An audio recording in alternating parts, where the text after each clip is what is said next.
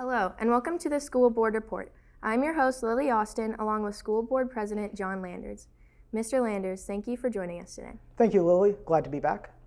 So last time you were here, Robinwood Elementary had just been awarded with the National Blue Ribbon Schools Award. And we've had quite a bit of excitement in the school district to start the school year off. Robinwood Elementary was recognized again with the National Blue Ribbon School Award. Why should Boardman be excited about this? Well, I think the Blue Ribbon Award, which is a national award, is rare. I think there were only 353 schools across the entire country that were recognized this year, and there's approximately 128,000 public and private K through 12 schools across the country. So, this is, I think, a very rare occasion. I think this is the fourth time in maybe the last 12 to 14 years that a Boardman Elementary School has received one of those awards. So, it's really congratulations again to Principal Johnson, all the teachers, staff, students, and families at Robinwood Drive. We had, I think, a great celebration on the day it was announced, and we took a picture from that day and kind of provided a large staff picture, from the board and the administration to Principal Johnson and her team yesterday when we held the meeting at Robinwood, because we felt we wanted to go there to honor them. We were really happy to be able to celebrate a trifecta, since all three of our elementary schools have been National Blue Ribbon winners, and Superintendent Saxon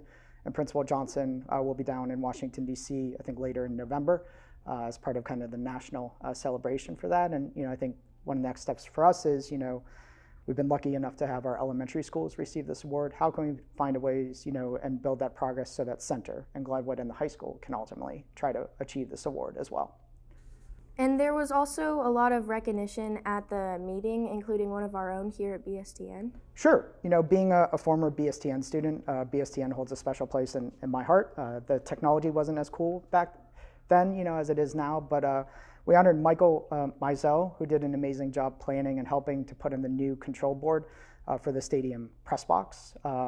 It took months of planning in the summer to update all the equipment. It's not really a simple project. It's got expense to it, it's got complexity to it, so it's just a really awesome job by him. And I think what we really find so awesome about this program is that, when you're in, let's say, a math class and doing algebra, or, in a chemistry class doing something, it's not as hands-on. And in this class, you actually get to do hands-on thing. You get to do the interview, you get to produce a show, you get to build a project, which will help you build your portfolio, when you're applying to colleges or jobs, and hopefully help you figure out what you may want to do in the future. So we're just really thankful for Michael and everyone's contributions to BSTN, because it's just a wonderful program. We also recognized our boys and girls cross-country teams as AAC champions, and they also had individuals runners, Brock Ferris and Gabby Vanetti were the AAC Conference Players of the Year for cross-country. We wish them the best of luck as they head into regionals on our home course on Saturday.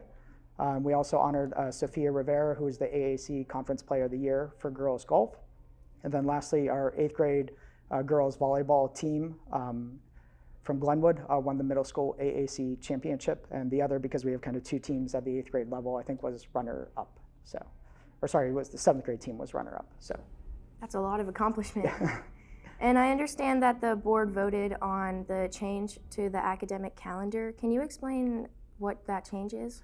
Sure. I think just to be transparent to the community, we've changed our calendar a few times for this academic year. We were listening to feedback from the community and looking at what other districts and experts were suggesting. We know that April 8th, 2024 is a solar eclipse, and that popularity and that interest among our families and our staffs has really grown. And I think it's called the Path of Totality. We'll cover a good chunk of Ohio, so there's a lot of interest in going to see that, since it is such a rare event that most of us will probably only experience once in our lifetime. So we have a committee of science teachers and teachers throughout the district that have been kind of trying to build that as a theme throughout our science programs across K through 12. So what we're doing after some further reflection and evaluation is previously we had March 22nd as a waiver day, so only teachers would report.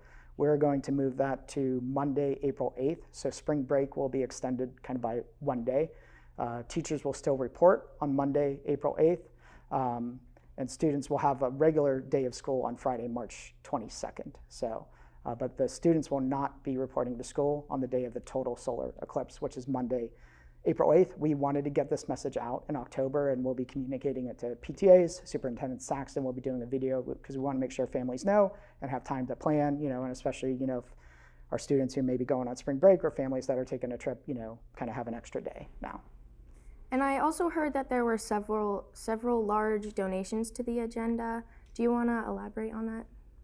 Sure. We're so thankful to have such a wide array of community support. I think a month or so ago, we took the class of 1983 through Center and the high school, because it had probably been about 40 years since they had probably been through those buildings. So they had provided, a variety of donations to different programs.